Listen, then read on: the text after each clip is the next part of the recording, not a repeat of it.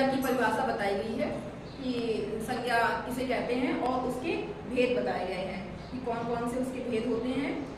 व्यक्तिवाचक संज्ञा, जातिवाचक संज्ञा, द्रव्यवाचक संज्ञा, समूहवाचक संज्ञा और भाववाचक संज्ञा, और साथ ही उनकी परिभाषाएं और उनके उदाहरण भी इसी में बताए गए हैं। ये TLM प्राथमिक विद्यालय कबरई का है, महोबा डिस्ट्रिक्ट का।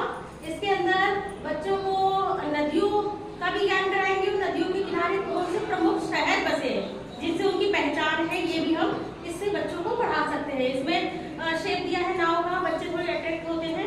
और फिर उसके बाद हमने नदियों के नाम लिखे हैं, नदी का स्वरूप देखे, और उसमें जो उसके किनारे बहुत बड़े शहर जिनको बच्चे जानते हो उनके नाम लिखे हुए, जैसे सरयू नदी के किनारे अजय बसा है, और ऐसे ही बेतवा के किनारे ओरछा बसा हुआ है, और ऐसे ही अलकनंदा नदी जो बहती है उसके किनारे बद्रीनाथ बसा हुआ है, और ऐसे ही नर्मदा जबलपुर, नर्मदा नदी की पहचान से जबलपुर का भी पहचान है। ऐसे ही गोदावरी नासिक शहर बसा हुआ है, और ऐसे ही हुगली नदी जो है वो कोलकाता या कैलकटा जिसको कहते हैं वो बसा हुआ है।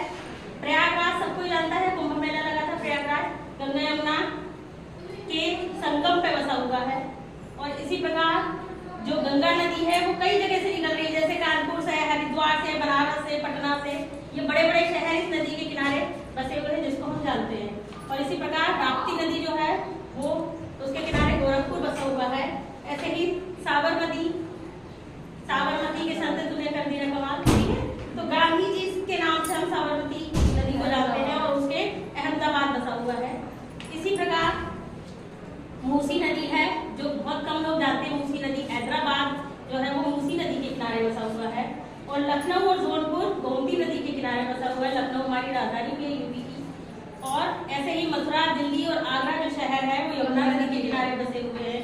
और ऐसे ही ताप्ती नदी के किनारे सूरत बसा हुआ है। इस प्रकार हम बच्चों को शहरों का और नदियों का ज्ञान करवा सकते हैं। इससे बच्चों को हमारे भारत देश की प्रमुख नदियों के नाम भी पता चले, और ये भी पता चले कि उनके किनारे जो है कौन से उनके तट पर जो प्रमुख शहर हैं वो बसे हुए हैं, जिससे हम उन शहरों के बारे में और नदियों के बारे में बच्चों को जागरूक कर सकें और हमारी सभ्यता और संस्कृति के बारे में बच्चे जान सकें। बहुत बढ़िया।